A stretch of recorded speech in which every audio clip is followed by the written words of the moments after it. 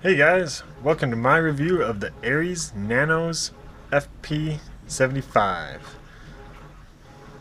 It's kind of hard to say once in a while, the Nanos, because normally it's just nano in most things, but anyways, so I went into the store looking for a small heli and flybarless fixed pitch, and this is what I came across. So initially I looked at the package, I looked at that side, and I was like, oh, cool, stability and agility all in one small package. And it is a fairly small box.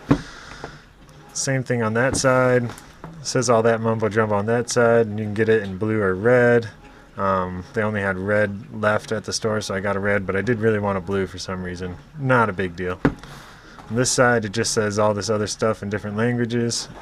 And then on the back, when I looked at it, actually, on this side, when I flipped it over and saw that it had 3-axis and 6-axis ability, with just flipping a switch, I said, oh man, almost like selling me on this. I just need to think about it for a little bit. And then on the back, it kind of shows what it comes with here. Shows a little charging cable to connect it between the battery and the transmitter. The batteries for the transmitter and the heli.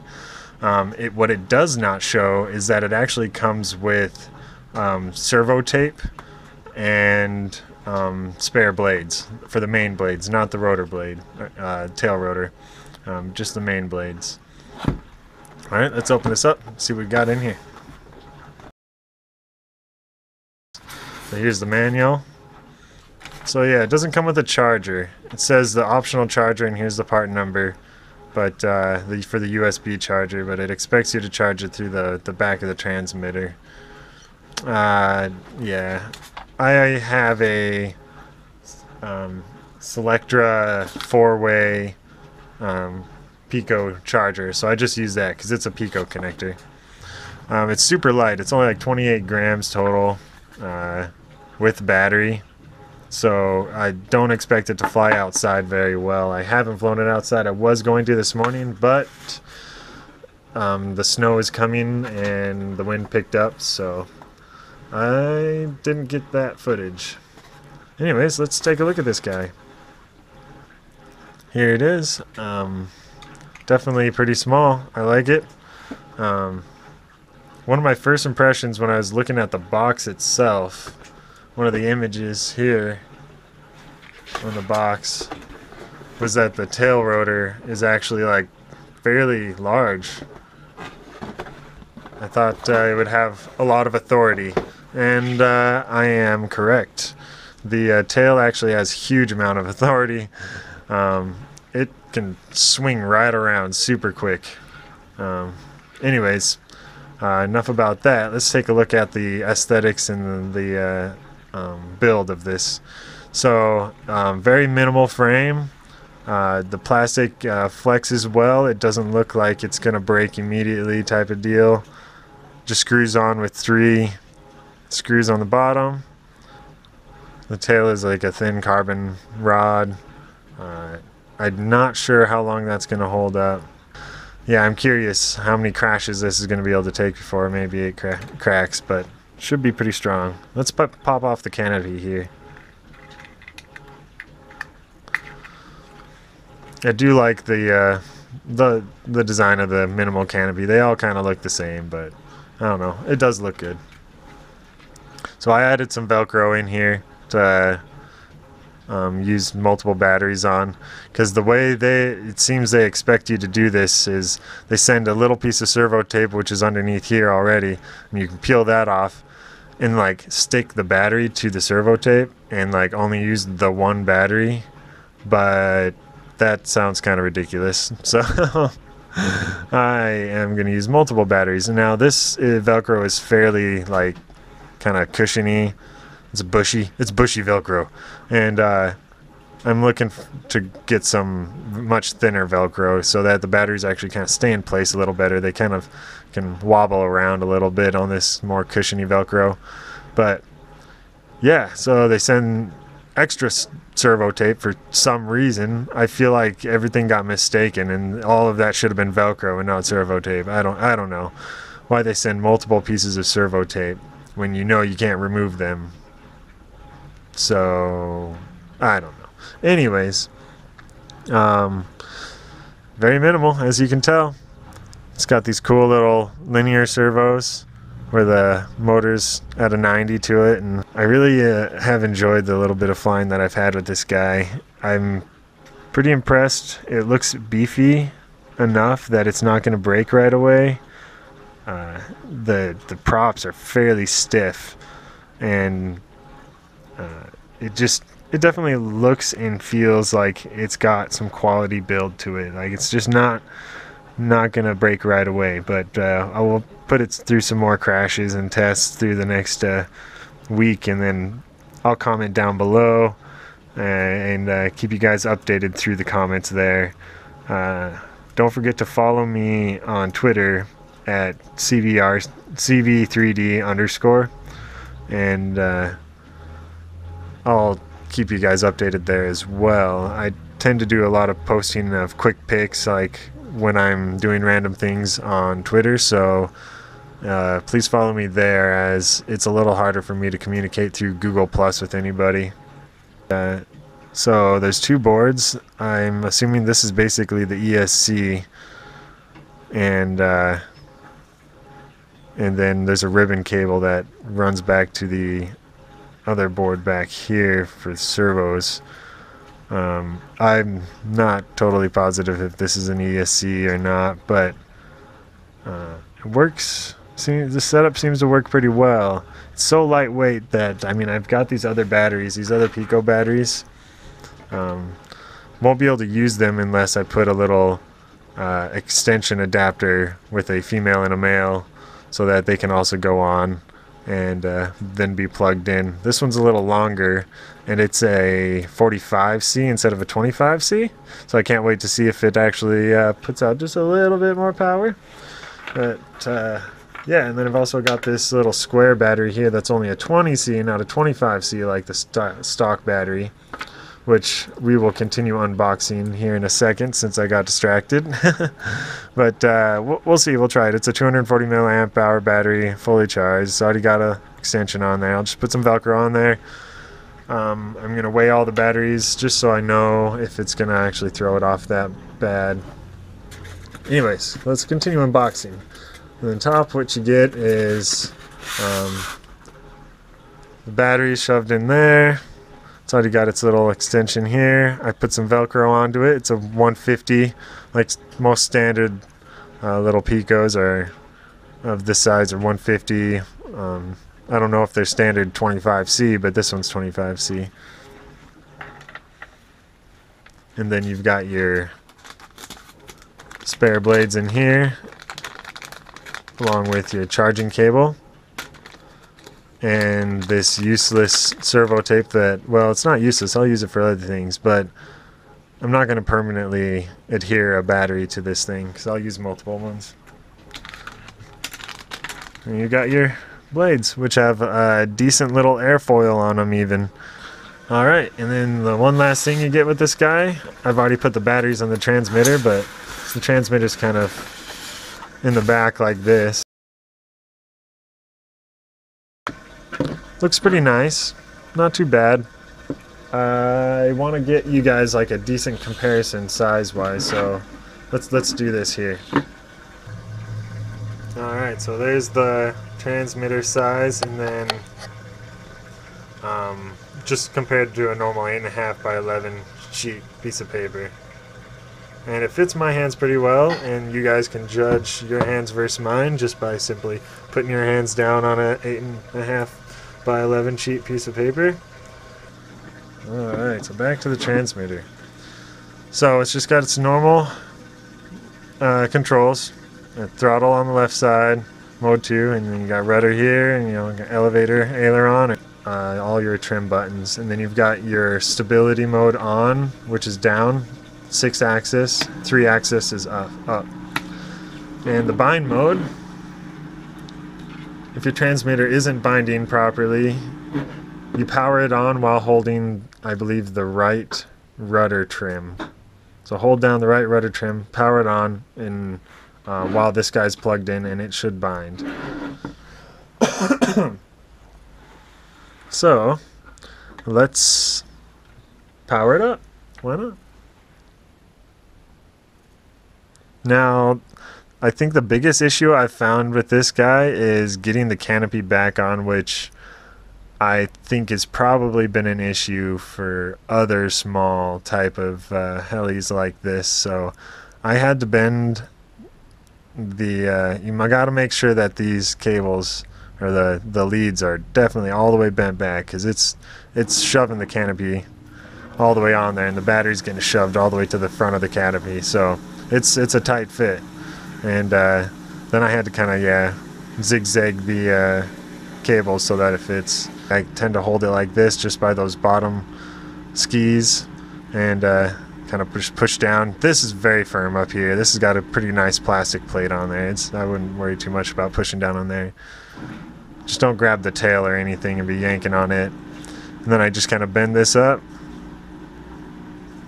and then before I totally shove it in, I let it sit level on a table and plug it in. The red light will flash for a little bit and then turn off like you see there, and it'll just stay off forever, I believe. But then as soon as you turn the transmitter on, it'll start flashing again, and then you just let it sit.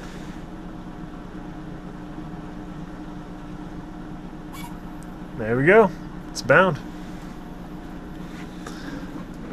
Check it by using your right stick. You can tell it twitches a little bit, and when I switch it into 3-axis, and it puts that, oh shoot, I don't even know what the proper term is for this, but it puts it like completely level. It puts the servos perfectly center, and from there you can mechanically trim it. Now, from what I hear, or from what I read, you push both of the trim buttons down at the same time to reset the cyclid trims back to 0. So let's do that now. I have never done that, and I'm pretty sure the trim's been adjusted, so let's do that.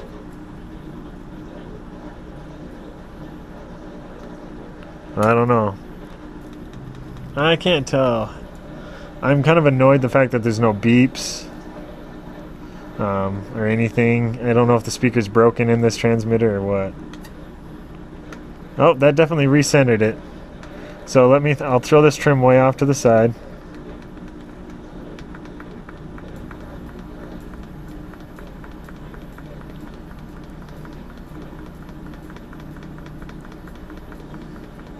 About as far as it's going to want to go, maybe. I don't know. Anyways, I push both of them and it centers it. Centers it per se, but it's weird how in stability mode it has that kind of crooked. I don't know why.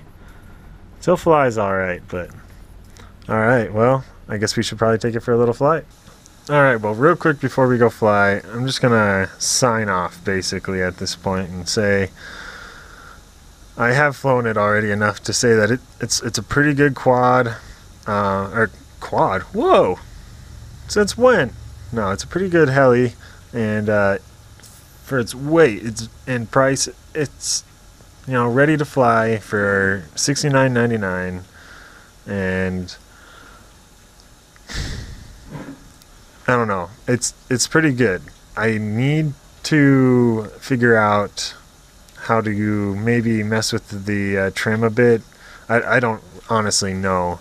It would be nice if I could put mix in, because when I'm in stability mode and I use the rudder, it actually, when I rudder this way, when I rudder right, it actually kind of also banks right and kind of like starts coming towards me, like, or towards the camera, like if the camera's flying it, if I were to rudder this way, it would kind of bank and go like this. And then if I rudder left, it kind of does the same thing, but forward. I'm starting to feel like that's probably just a natural characteristic of these small helis and stuff, just because they're so small.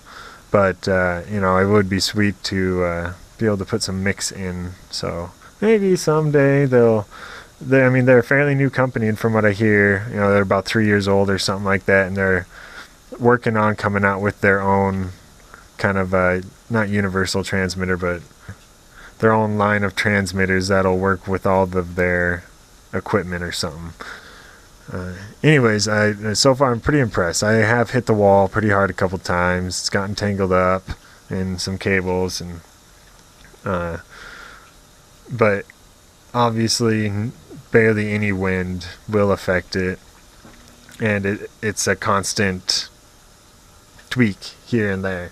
Now when you switch it into 3-axis mode, it's not trying to make all of those stability adjustments, and if you know how to fly in 3-axis, it actually flies pretty dang well. I'm not gonna lie there, that's for sure. For how little it is and being a fixed pitch, it also has a decent bit of punch. Now don't jam it from 0 throttle, even if the blades are like straight. Just don't punch it, because until you get really used to it, maybe you can correct with the rudder enough, but the rudder will not keep up with it from 0 to 60 type of thing. It'll definitely wash out and get blown out. But once you're flying and you'll see the tail working, and you can do some bobs with it, and the tail will actually stay in place pretty well. It'll shift back and forth, but it doesn't get too crazy. I can't wait to get this in a bigger open environment and actually take it for some like longer runs, and actually flip it into 3-axis mode and see if I can get some nice kind of funnel-ish type of large funnels going on with this guy. So alright, well now let's go fly it.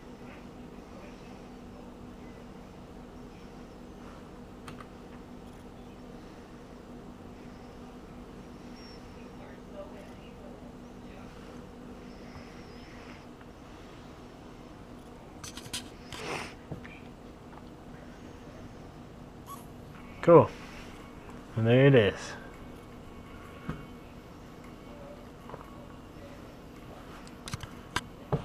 Hopefully I got a good angle on that shot there. Fly it in stability mode first, and then we'll get it trimmed out.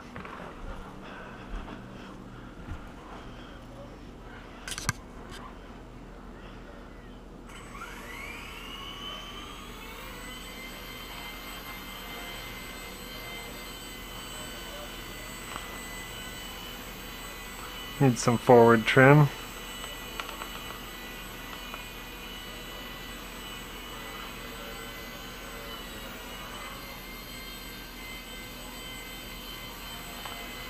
Need some rudder or some aileron trim. In the manual it does say it's going to be impossible basically to take every single bit of trim adjustment to 0, or make it perfect. But let's see, kind of got to go back and forth between some trims to keep it to kind of stay where it needs to be. Otherwise it flies pretty good. The throws are limited a bit in stability mode, the 6-axis mode.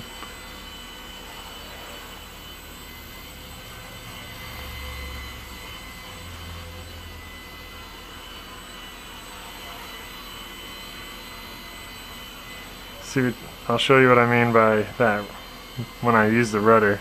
So I'll rudder right, and it's gonna roll right and come back towards me.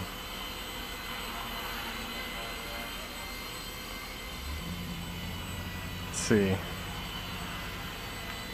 if I can trim it out a little bit.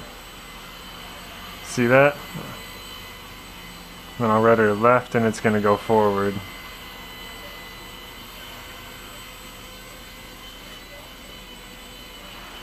So you got to account for that.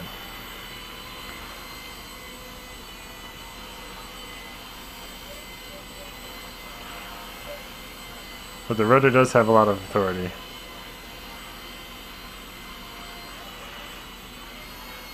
That was full yaw control there. Let's do another full yaw to the right. Let's go full left.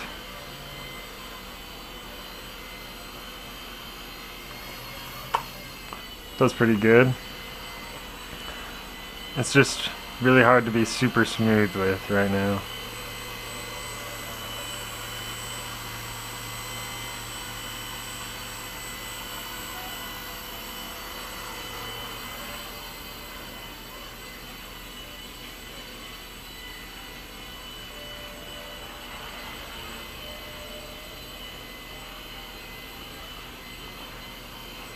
Sorry if I'm not pointing the camera in the right way all the time.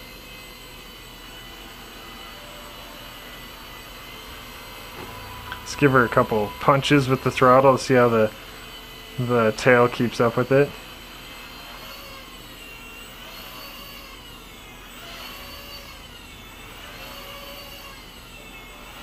That's full throttle there in each punch, so let's bring it down to the ground a little bit and then I'll go full throttle. Doesn't have a whole lot of punch.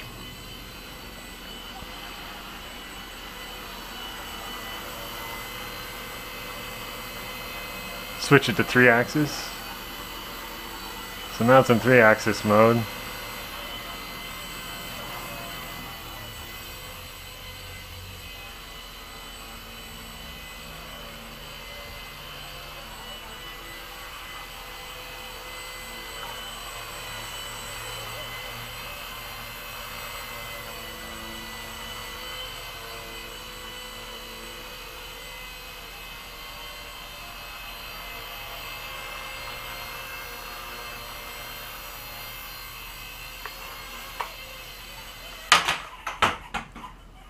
That was a nice little crash there.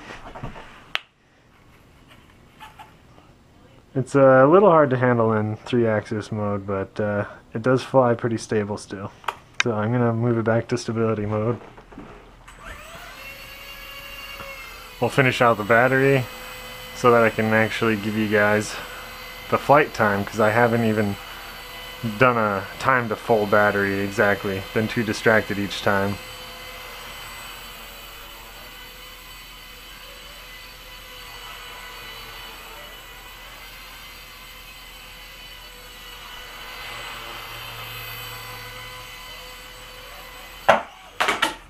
Oops, got too close to the door.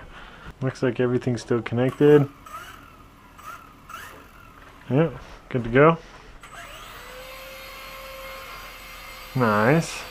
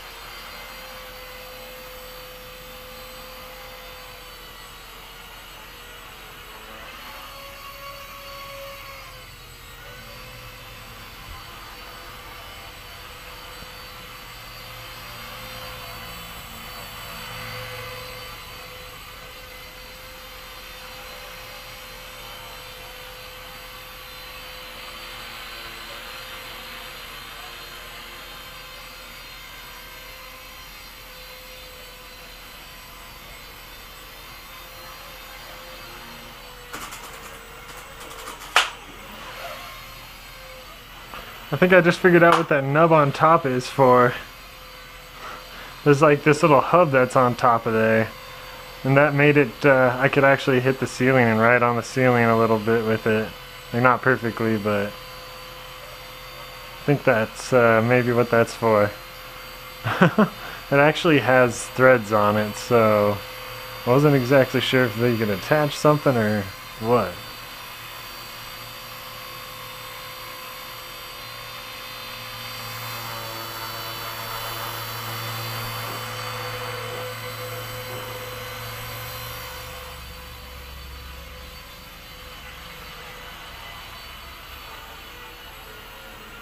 Nope, that's all she wrote.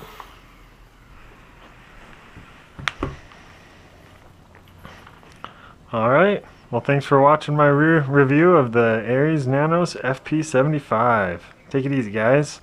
Please like, dislike, comment, subscribe, and yeah, don't forget to follow me on Twitter at CB3D_.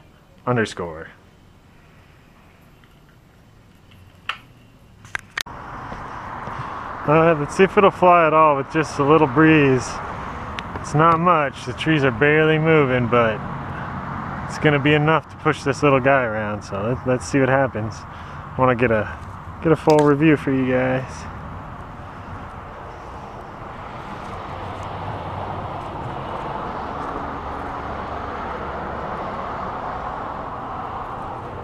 Okay, I was seeing which side it might be calmer on. It might be calmer over on that other side.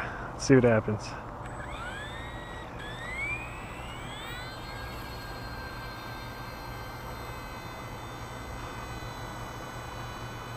So I've got a little bit of a headwind is what I've got.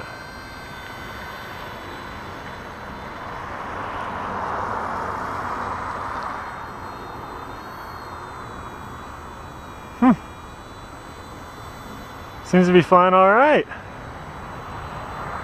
A little bit of, let's go over to this tree so you can see exactly how much the tree's shaking versus how much the heli's moving.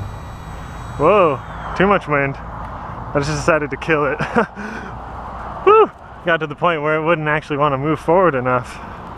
Might have to try it in 3-axis mode. It is cold out.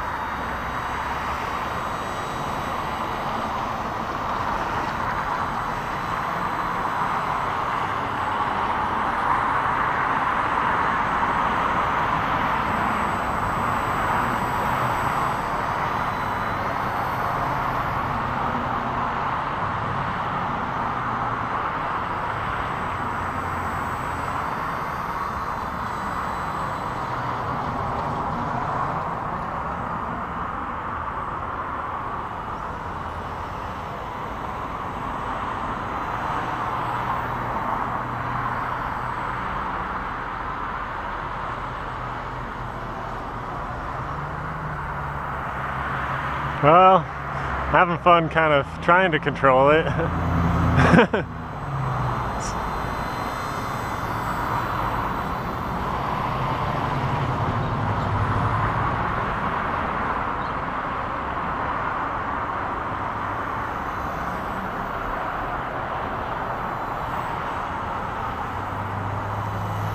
Woo!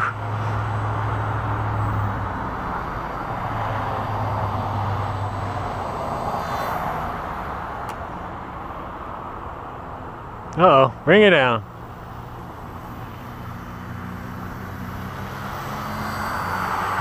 Nice. It's pretty stable.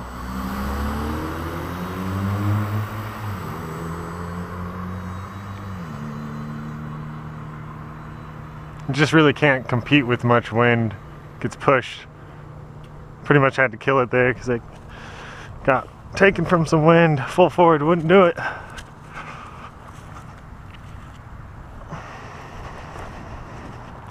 Well, I'm cold, and you guys just saw about the best of its capabilities out in a little bit of a breeze, so I'm going inside.